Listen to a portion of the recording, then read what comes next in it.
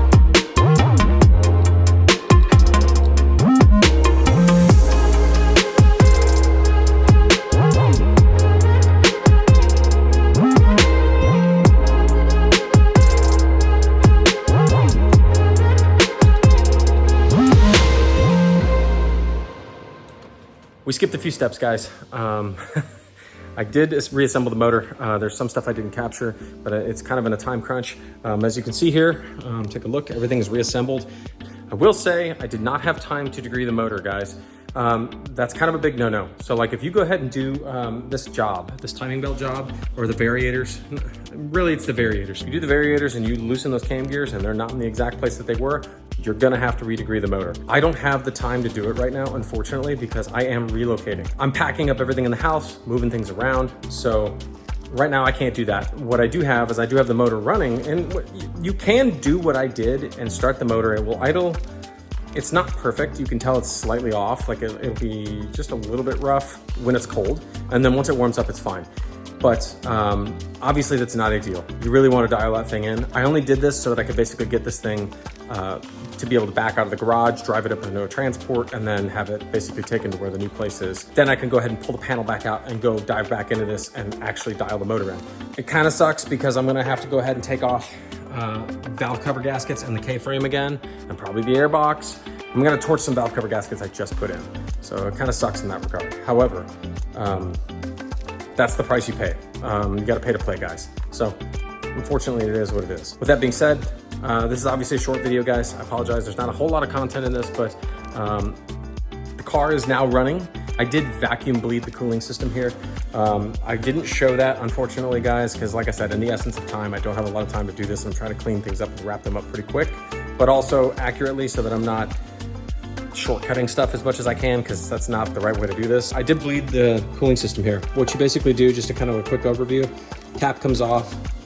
You have a gauge with a bunch of different valves on it. Essentially, I don't really want to open it because if I do, all the hoses are going to fly out everywhere. Basically, what you do is you have compressed air, you pump in, and as it goes out the other side, it pulls a vacuum on the cooling system there itself. So it'll pull it into like up to 30 inches of vacuum or something like that. And then once you have a vacuum on it, you close the valve so that it stays that way.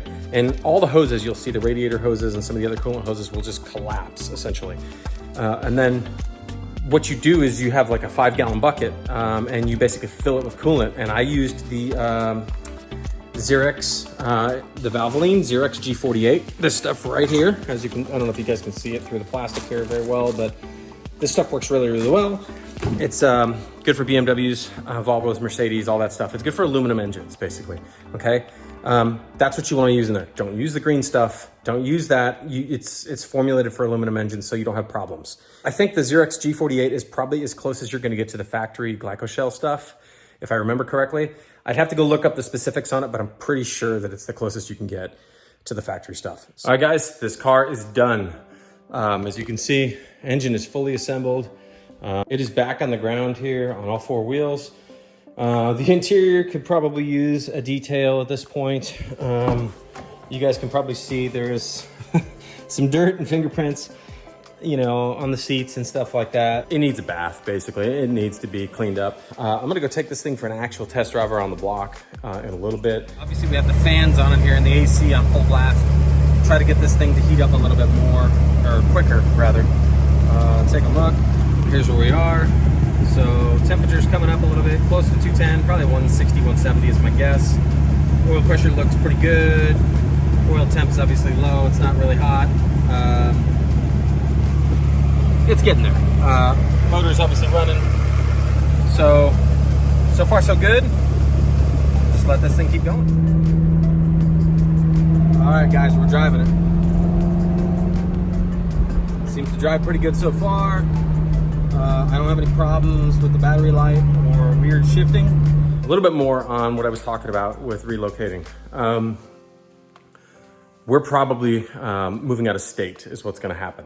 And basically what's happened here is, this is hard to kind of sum this up because it's quite a few different things. My wife and I, we grew up here and it has changed dramatically from what it used to be, and that's expected over time, right? At the rate that it's happened here has been outrageous. It's been crazy. Prices flew up overnight here. Everybody's been talking about coming to Texas. Like Texas is, you know, the hot place to be, basically. It used to be where you could buy something like a 3,500 square foot house here for like 200 grand. Doesn't exist anymore. Aside from that, that's kind of everywhere, guys, right? The housing problem is an issue across the country. I'm not just saying it's limited to Texas, but it's an issue, right? There's so many entitled people, so many fake people moving here, and I don't want my kids around that stuff. I need them to learn that stuff's not just handed to you in life. You got to work for it. Just like I have all these cars, none of this was handed to me, guys.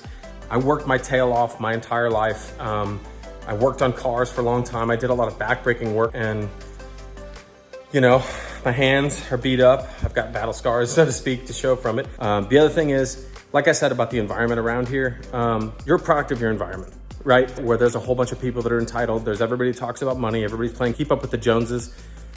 You're going to end up being like that. And I would be a terrible father if I didn't teach my sons the way that the world works and how you have to work for things and how things are earned. Sorry, I'm getting a little bit, you know, deep in the weeds here, but at the same time, I'm a dad. My kids come first. I've got to make sure that that's in order. When I grew up out here, it was 500 to 1,000 people. Same thing for my wife's area where she grew up. And we both kind of decided that like, this just isn't worth it anymore. Not only that, like I said, I don't even recognize the place that I live anymore. It's nowhere close to what it was when I grew up. The people, they don't fit in here. It's not stopping. It just keeps ramping up, and the cost of living keeps ramping up here, and the cost of everything around here keeps ramping up. I'm probably going to start posting some things here of this journey that's happening, where we kind of relocate and pack things up. The new place that we decide to choose, you know, I'm hoping to get, personally, I'm hoping to get a little bit more garage space, but we'll see how that works out, right? That's all up to whether the wife really agrees with it or not. But the other thing is, I'm trying to find a place to call home now, where I feel like we can kind of slow the growth a little bit and teach some more values and more family related stuff with my children, teach them the true work ethic, and hopefully build, you know, good base for them going forward in life. Like I said, guys, I know this is kind of off topic, but it kind of goes hand in hand because this is the next chapter for us and for me as well. Like I plan to keep doing this stuff and showing you guys tutorials, but also I plan to keep, you know, I may end up getting different cars along the way or adding to the collection or whatever the case is to keep showing some of the stuff. So hopefully it's helpful for people out there. This is coming from, like I said, years of being a mechanic at multiple different dealerships and going through all sorts of different training.